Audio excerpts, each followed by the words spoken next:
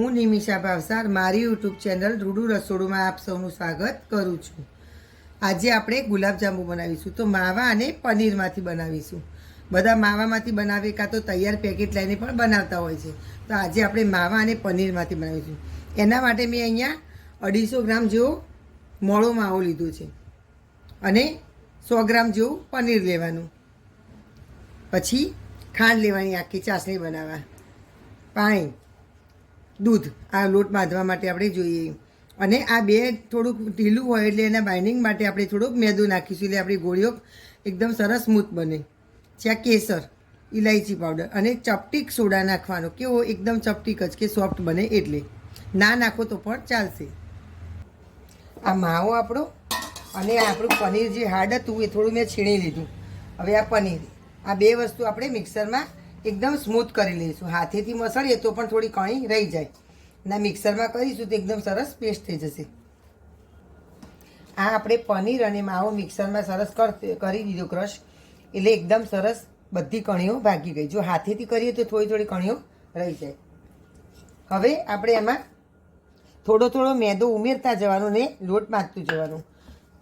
मैदो वधारे नथी नाखवानो। अने आ चपटीक सोडा, एकदम चपटीक। હવે આ મિક્સ કરવાનું। જો મેં ગોળી વળે એવો લોટ થઈ જાય તો મેદો નહીં નાખવાનો, અને ના ઢીલું લાગે તો થોડોક મેદો ઉમેરવાનો।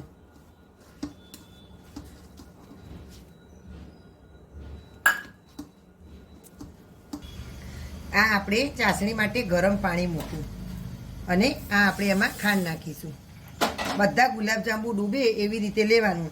એટલે આપણે અહીંયા મેં અત્યારે 4-5 વાટકી જેટલું પાણી લીધું અને 500 ગ્રામ જેટલી ખાંડ લીધી છે। જો તમે ગુલાબજાંબુ નાખો તપેલીમાં અને થોડું પોળું વાસણ લેવાનું, એટલે બધા ગુલાબજાંબુ સરસ પલળી જાય।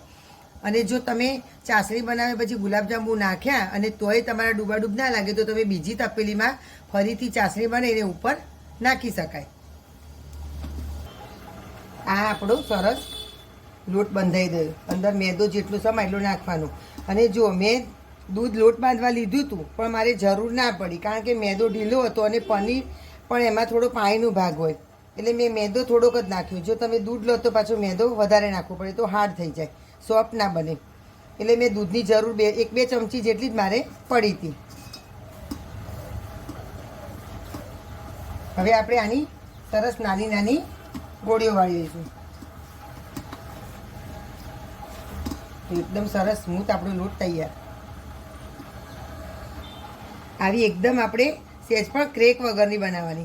થોડું પહેલાં પ્રેસ કરવાનું અને પછી આમ એકદમ ઊંચી હથેળી કરીને આવી રીતે ગોળ ગોળ વાળી દેવાની અને મીડિયમ સાઇઝની કરવાની, એટલે તળવામાં પણ સરસ અંદર સુધી તળાય અને ચાસણી પણ અંદર સુધી જાય। બહુ મોટા હોય તો પછી એકદમ જલ્દી તળાશે નહીં પણ ચાસણી પણ અંદર સરસ નહીં પીવાય। એકદમ એક સરખા સાઇઝના બધા બનાવી લેવાના। આ આપણી ચાસણી ઉકળવા માંડી એટલે આપણે જે કેસરના તાતણા હતા એ નાખી દેવાના અને ઇલાયચી પાવડર નાખી દેવાનો, એટલે શું અંદર ઉકળી અને એનો સરસ કલર આવતો થાય। આ આપણું તેલ પણ ગરમ થઈ ગયું છે અને આપણે ગુલાબજાંબુની ગોળીઓ પણ વાળી દીધી। તો હવે આપણે એને મીડિયમ તાપ ઉપર તળવાની। બહુ હાઈ ટેમ્પરેચર હશે તો એકદમ ઉપરથી લાલ થઈ જશે અને અંદરથી કાચા રહેશે, એટલે મીડિયમ તાપ ઉપર તળવાની। એકદમ ધીમા તાપે પણ નહીં તળવાના। હવે આને નાખી અંદર અને 2 મિનિટ સુધી અડવાનું ને 1 મિનિટ સુધી અંદર ભાગી જશે। પછી ધીમે ધીમે થોડા ઉપર આવે એટલે આપણે જારાથી એને ફેરવી લેવાના અને ગોલ્ડન બ્રાઉન થવા દેવાના।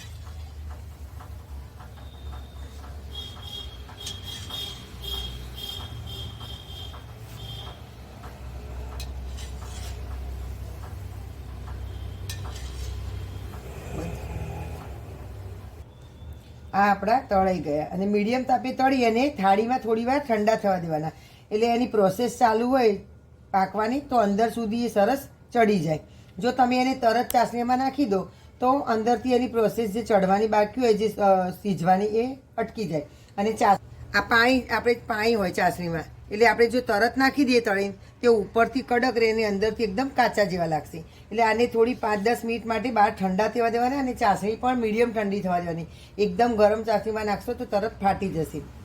અને એકદમ લોચા જેવા થઈ જશે. એટલે ગુલાબજાંબુને પણ 10-15 મિનિટ ઠંડા થવા દેવાના અને ચાસણી પણ રૂમ ટેમ્પરેચરવાળી થવા દેવાની, પછી જ અંદર નાખવાના. જો તમે ગરમ ગરમ નાખશો તો ગુલાબજાંબુ અંદરથી કાચા લાગશે અને ઉપરથી ફાટી જશે. આ આપણી ચાસણી સરસ મીડિયમ ઠંડી થઈ ગઈ, એકદમ ઠંડી પણ નહીં કરવાની, મીડિયમ રૂમ ટેમ્પરેચરવાળી થઈ ગઈ. હવે અમે આપણે આવી રીતે ગુલાબજાંબુ ઉમેરી દઈશું અને એકદમ ડૂબાડૂબ જુઓ બધા મસ્ત. હવે આ હજી ચાસણી તમને વધારે લાગી પણ હમણાં અંદર પીવાઈ જશે એટલે સરસ થઈ જશે અને બધા સાઈઝમાં પણ થોડા મોટા થઈ જશે. તો હમણાં 2-3 કલાકમાં સરસ આપણા ગુલાબજાંબુ તૈયાર થઈ જશે. આ આપણા સરસ સોફ્ટ એવા એકદમ સ્વીટ ગુલાબજાંબુ તૈયાર. મેં 2 કલાક ચાસણીમાં રાખ્યા હતા, તે એકદમ સરસ પી અને સરસ ચાસણી પીને પોચા સોફ્ટ એકદમ ગુલાબજાંબુ આપણા તૈયાર થઈ ગયા. આ મારી વાનગી પસંદ આવી હોય તો મારી યુટ્યુબ ચેનલ રૂડુ રસોડુમાં આપ સર્વે સબસ્ક્રાઈબ કરશો, બેલ આઇકોન પ્રેસ કરશો તો આવનારી મારી વાનગી તમને સૌથી પહેલી જોવા મળશે. અને તમારા ફ્રેન્ડ સાથે શેર કરવાનું ભૂલતા નહીં. અને કોમેન્ટમાં લખજો કે તમે મારી જેવી જ રીતે બનાવ્યા હોય તો કેવા બન્યા એ કોમેન્ટમાં લખજો.